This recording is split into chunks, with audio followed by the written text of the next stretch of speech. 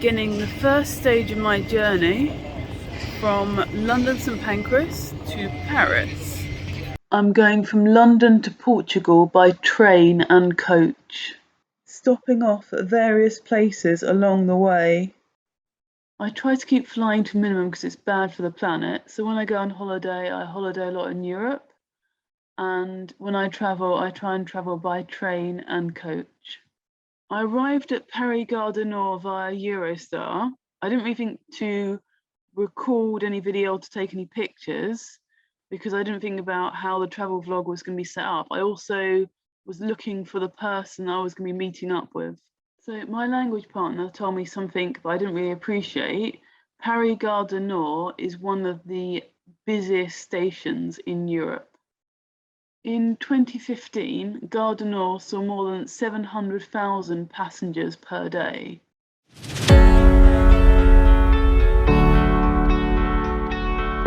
A German-born French architect designed Paris Gare du Nord in the neoclassical style. I would like to thank my French host for being very generous and also for making me think about the places I was travelling through. I'm in Paris at Paris Gare de Lyon, and it is the second busiest station in France after Gare du Nord and one of the busiest stations in Europe. I'm here to take a train to Lyon and then on to Barcelona. So I'm going to show you a few things inside Paris Gare de Lyon. The pictures on the wall at Paris Gare de Lyon show the destinations served by this train station.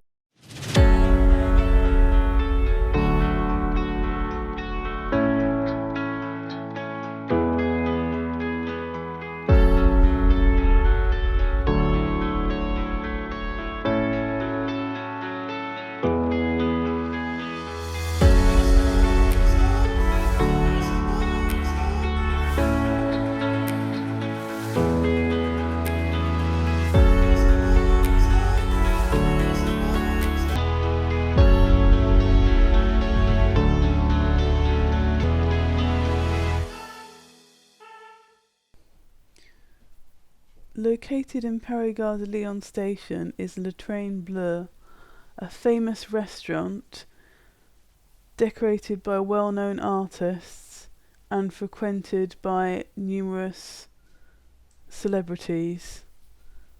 It has also appeared in many films.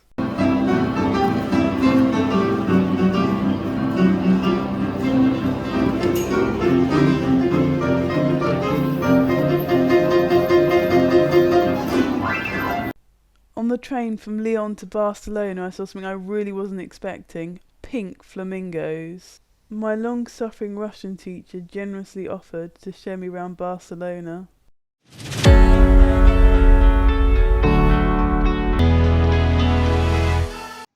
This location features some of the most impressive architecture in Barcelona. I visited the Casa Amatllé, which is built in the modernism style. It's a very impressive interior, and they did things with the building which was quite interesting. So one of them was playing with lighting. The second place I went to was the Foundation Antonio Tapies, which was set up to promote contemporary art. Well worth a visit if you're a fan of contemporary art. Another building in the street was La Pedrera, or the Casa Emilia. So it's known as La Pedrera because it was made out of stone. And Casa Emilia is the name that comes from the family that it was made for, and it was built by Gaudi.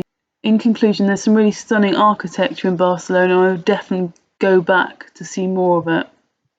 Next we go to the park, and there's a statue by Joan Miró which invites visitors who come to see Spain by land, and there's another two statues of those who come by air and sea. If you go up to the top of the Arenas de Barcelona, you can see a nice view of parts of the city. Close to the arena, you can see the exposition centre for the 1929 Barcelona Expo. George Orwell is an English author who came to Spain to fight fascism. There's a square in Barcelona dedicated to his memory. Close to Barcelona Santos station is a building which used to be a prison in the time of Franco's regime. is now partly a school, which kind of seems appropriate.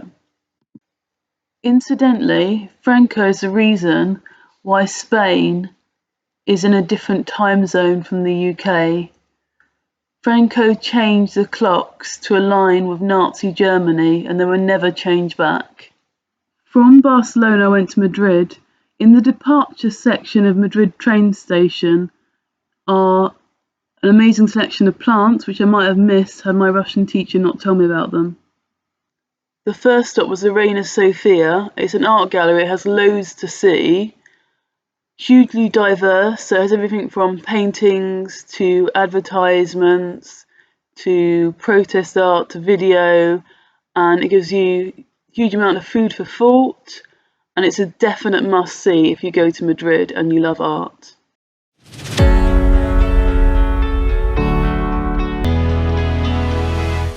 The next stop is a park in Madrid. It reminds me a bit of a cross between Hyde Park and Covent Garden. If you're familiar with Hyde Park, I'm sure you'll agree the footage is Hyde Park-esque. However, I haven't actually taken a picture of the street performers. You can see them for yourself if you go there. So in retrospect, I would have actually stopped off longer at each of the places I went to.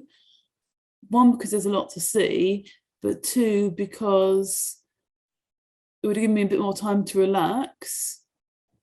And also, in retrospect, I would have not have done Madrid to Portugal overnight, because it's a 7-hour journey and therefore it's very difficult to get the amount of sleep you need. I would have probably gone via Seville and on to Portugal that way, and taken a day in Seville, one, because I get to see a new place, and two, because it's a bit more chilled to kind of do it that way.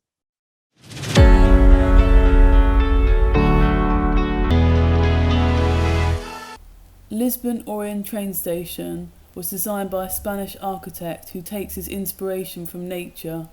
It won an architecture award for its stunning visual design.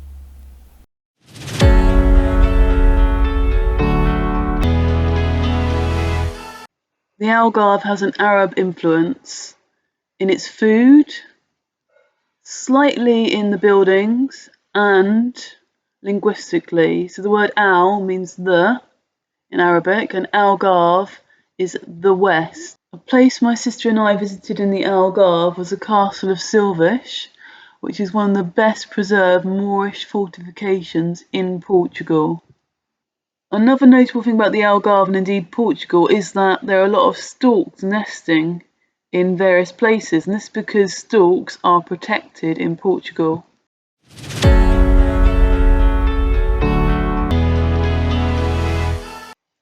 And now I'm just going to leave you with some pictures of urban art found in the Lisbon area.